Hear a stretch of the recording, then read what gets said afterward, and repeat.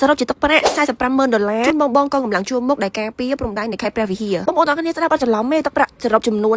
$45,000គឺថ្ងៃនេះក្រុមហ៊ុន Gang Sport បានចូលរួមឧបត្ថម្ភជូនជារថយន្ត Ford Pickup 10គ្រឿងភេសជ្ជៈ Freshie ចំនួន1000កេស Idol 1000កេស Boostrong 1000កេសរួមជាមួយនឹងអង្គចំនួន100តោនអូខេឥឡូវនេះមកជួបជាមួយនឹងចំណាប់អារម្មណ៍បងដែលបានចូលរួមនៅថ្ងៃនេះទាំងអស់គ្នាហើយអ្នកដំបូងគឺជាបង Mickey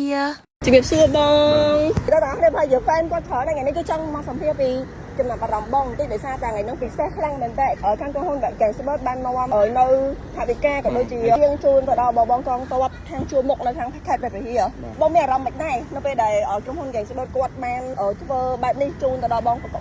កងកម្លាំងចា៎ចំណាប់នេះហ្មងមានអារម្មណ៍សប្បាយចិត្តដោយសារខាង Gang Sport គឺគាត់ចាយច្រើនណាស់ទៅទាំងស្ពានហើយនឹង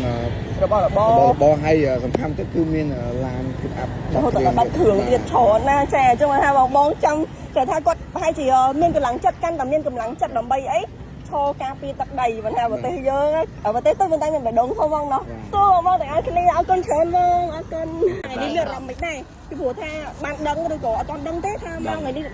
បៀបថាមានដំណឹងអីគេដល់វ៉ាវណាដឹងបងដោយសារមកពីដើមនោះឲ្យបង្ខំប្រឹងស្ទៀងយកតាំងព្រលឹមមកហ្មងតែមើលសុបាយចិត្តមែនដោយសារអានេះជាទឹកចិត្តខាងបងដែលក្រុមការងារក៏ដូចជាខាងតំណាងរបស់ក្រុមហ៊ុនដែលគាត់ធ្វើជាមួយនឹងការផ្ដល់ជូនទឹកប្រាក់យ៉ាងច្រើនហើយក៏ដូចជាការស្ពងសពផ្សេងទៀតដែលផ្ដល់ជូនបងដែលគាត់នៅខាង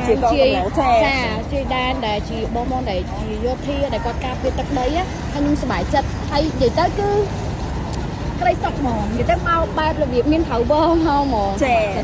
គឺយើងបានរួមចំណែកជួយសង្គមដែរមិនថាថាក្រុមហ៊ុន Gang Sport ទេគឺពួកយើងទាំងអស់គ្នាគឺចាំលើកទៅចិត្តគាត់ចាំជួយគាត់ហើយឥឡូវនៅ Gang Sport បាននាំស្បៀងជាច្រើនក៏ដូចជារថយន្តឬថារថយន្ត Ford Pickup រហូតដល់10គ្រឿងហើយចាផ្ដល់ជូន100តោនចាមានភេសជ្ជៈចាមាន Freshie មាន Boostrong មាន Idol ចានេះសម្រាប់ទាំងអស់រហូតទឹកប្រាក់រហូតដល់$45,000ក៏លឺមកទៅមានថា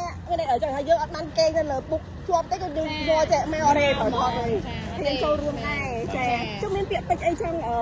លើកទៅចិត្តបងកងកម្លាំងនៅខាងខេត្តព្រះវិហារដែលជាជួបមុខអត់ចាអូខេបងអញ្ចឹងសម្រាប់ពួកខ្ញុំគឺធម្មតាគឺអរគុណមែនតើហើយ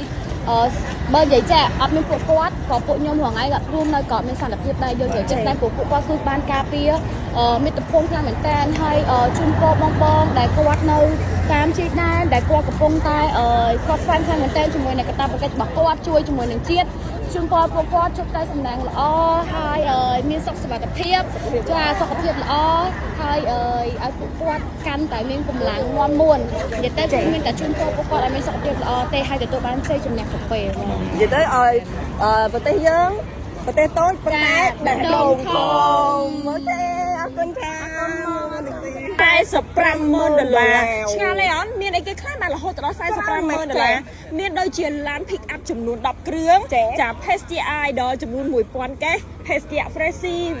ចំនួន1000កេស Boostrong 1000កេសអង្គ100តោន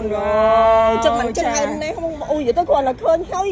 ជួយឲ្យគាត់ដឹងព័ត៌មានភ្លាមគឺខ្ញុំគាត់ដឹងដែរចាគឺចូលរួមជាទឹកប្រាក់$45,000យើងនិយាយកន្លែងទៅកន្លះលានដុល្លារណាហើយចង់ធ្វើការវិញខ្ញុំមានអារម្មណ៍មិនដែរនៅពេលដែលក្រុមហ៊ុន Gang Sport គាត់បានធ្វើវត្តការមួយនេះមកគឺខ្ញុំមានអារម្មណ៍ថាសប្បាយចិត្តសប្បាយចិត្តជួយឲ្យខ្ញុំឆ្លើយមក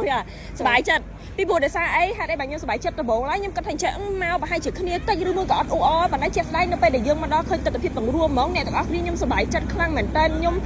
មានអារម្មណ៍មួយថាខ្ញុំមោទនភាពនៅពេលដែលប្រជាជនខ្មែររបស់យើងគាត់ព្រោះដៃគ្នាខ្លាំងមែនតើសាមគ្គីគ្នាសាមគ្គីនៅពេលដែលយើងមានបញ្ហាអីមួយហើយអ្វីដែលសំខាន់គឺថាក្រុមហ៊ុន Gang Sport គាត់អត់ដៃចោលទេគាត់តែងតែចូលរួមនៅក្នុងគ្រប់វិស័យទាំងអស់មិនថាបដៅគុណខ្មែរមិនថាអីដូចអ្នកទាំងអស់គ្នាបានឃើញឥឡូវនេះបងកងទ័ពកំពុងតែត្រូវការជំនួយខាង Gang Sport ក៏អត់មាននៅស្ងៀមដែរចាហើយបងទាំងអស់គ្នាក៏នៅអត់ស្ងៀម